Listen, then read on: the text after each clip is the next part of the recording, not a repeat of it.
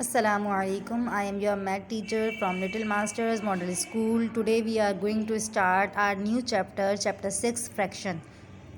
अभी तक हमने addition, subtraction, multiplication and divisions को सॉल्व किया था. अब हम चैप्टर फ्रैक्शन पढ़ेंगे. फ्रैक्शन का मतलब क्या होता है कि एक ऐसी वैल्यू, यानी कि आपके पास एक वैल्यू है, अगर आपने उसको इक्वल डिवाइड किया है तो वो फ्रैक्शन कहलाता है. इससे ये भी कह सकते हैं एक यूनिट को, कोई भी एक चीज़ को बराबर बराबर तकसीम करना फ्रैक्शन कहलाता है. अब आपने इस फ्रैक्शन के जो हैं चैप्टर के जो सिर्फ 3 ही एक्सरसाइजेज हैं, 6.1, 6.2 एंड 6.3, जो बुक में सॉल्व होगा वो फिर आप जब स्कूल आएंगे तो हम उसे सॉल्व करेंगे. फ़िलहाल हम इसके पार्ट बी की तरफ चलते हैं. जिस तरह हम नॉर्मल फ्रैक्शंस को प्लस एंड माइनस करते थे, अब हम वो फ्रैक्शन के एडिशन सब्ट्रैक्शन को फ्रैक्शन में सॉल्व करेंगे. ये 6.1 का पार्ट बी है. अब इस पार्ट बी को आप देख सकते हैं. मैंने आपको बताया किसी भी एक वैल्यू को इक्वल डिवाइड करना फ्रैक्शन कहलाता है. तो आपको नज़र आ रहा होगा कि सवाल है draw diagrams to show the following fractions. अब फ्रैक्शंस को शो करना है. अब 3/4 ये 3 है, ये 3 है, ये अपाउंड जो है ये लाइन है, इसको डालना मत भूलिएगा. इससे पता चलेगा कि ये एक ही सवाल है. 3/4, इसको 3/4 भी कहते हैं, 3/4 भी कहते हैं, 3/4 भी कहते हैं. इसके बाद 3 नाम हो सकते हैं, 3 नाम हैं, इनको आप किसी भी नाम से बुला सकते हैं. तो ये 3/4 का मतलब ये हुआ कि ये जो 4 है ये आपकी एक जो भी एक यूनिट है. आप इसको चीज़ में भी ले सकते हैं, यानी कि केक हो गया, पेस्ट्री होगी, कोई भी चीज़ है, अगर आप उसको घर में भी इक्वल डिवाइड करते हैं तो वो भी फ्रैक्शन कहलाता है. तो यानी हमने भी एक सर्कल है, इसके 4 पार्ट हैं, ठीक है ना, और इन 3 में हमने कलर कर दिया. तो यानी कि इसका फ्रैक्शन हो गया 3/4. 3 में कलर है तो वो आपका न्यूमरेटर हो गया. यानी न्यूमरेटर इस फ्रैक्शन के 2 वैल्यूज़ हैं और इन दोनों के नाम हैं. जो अपर वैल्यू है वो न्यूमरेटर कहलाती है और जो लोअर वैल्यू है वो डिनोमिनेटर कहलाती है. अपर वैल्यू न्यूमरेटर, डिनोमिनेटर नीचे वाली वैल्यू लोअर वैल्यू. अब हमने ये देखना है जो अपर वैल्यू है वो कलर्ड होती है और लोअर वैल्यू जो होती है उससे आपके जो भी आपके पास फिगर है उस फिगर में उतने पार्ट होते हैं, उसके हिस्से होते हैं. अब जैसे नीचे अपर वैल्यू 3 है तो 3 पार्ट्स में कलर होंगे और टोटल पार्ट्स जो हैं वो लोअर वैल्यू के होंगे. तो लोअर वैल्यू है 4. अब हम क्वेश्चन नंबर 2 पे चलते हैं. 1/3, इसका मतलब है टोटल हमारे पास 3 पार्ट्स होने चाहिए. डायग्राम्स इसमें कोई भी हो सकती हैं. अगर आप अपने फ्रैक्शंस को खुद से सॉल्व करेंगे तो डायग्राम्स रेक्टेंगल, स्क्वायर, सर्कल किसी की भी आप, लेकिन इक्वल उसको डिवाइड कीजिएगा. जिस तरह से 1/3 के ये देखिए 3 पार्ट बनाए हमने ट्राइंगल के और उसको एक को हमने कलर कर दिया. तो जो कलर डिजिट है वो हमारा न्यूमरेटर है, जो कलर्ड पार्ट है, और जो टोटल पार्ट्स हैं वो डिनोमिनेटर है.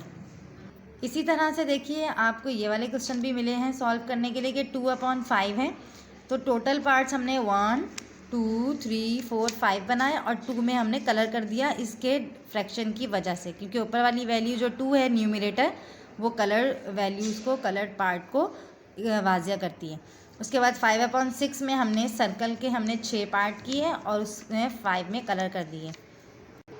अब इसके पार्ट सी में सिर्फ और सिर्फ ये बताना था कि ऊपर अपर वाली वैल्यू को न्यूमरेटर कहते हैं और लोअर वैल्यू को डिनोमिनेटर कहते हैं, बस. तो n जो है वो न्यूमरेटर है और d जो है वो डिनोमिनेटर है.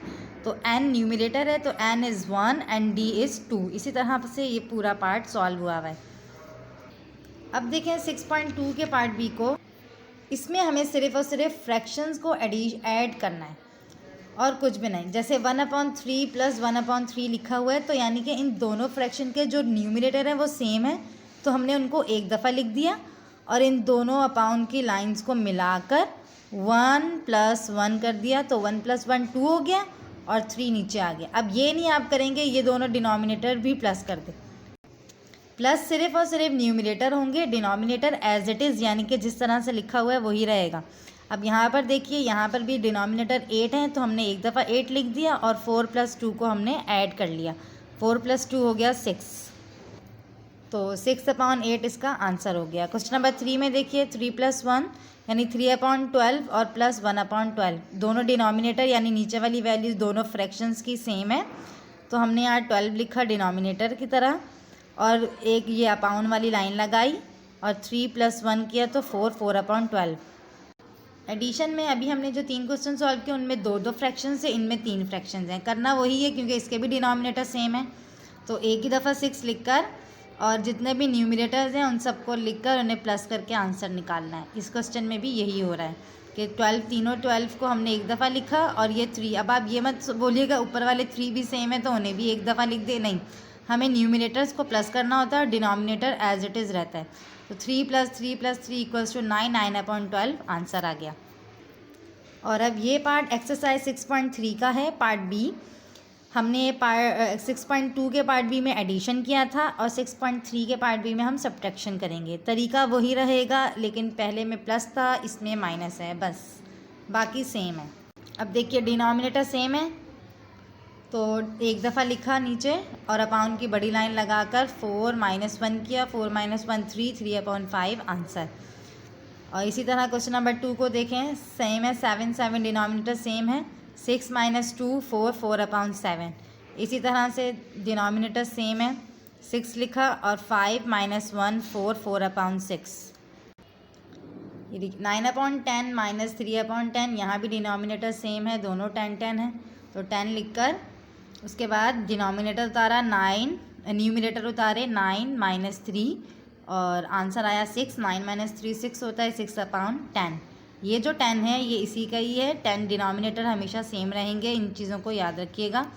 अब यहाँ पर डिनोमिनेटर 8 है, सेम रखा 8, अपाउंड की लाइन लगाई, 5 न्यूमिनेटर उतारा, फर्स्ट फ्रैक्शन का माइनस का साइन लगाया और सेकंड फ्रैक्शन का 1 उतारा, 5 - 1 4, 4/8 आंसर। तो ये आपकी चैप्टर 6 की तीनों एक्सरसाइज का सलूशन है। उम्मीद है आपको ये चैप्टर समझ आ गया होगा। इंशाल्लाह नेक्स्ट वीडियो में नेक्स्ट चैप्टर के साथ मिलेंगे। फ़ी अमानिल्लाह, अल्लाह हाफ़िज़।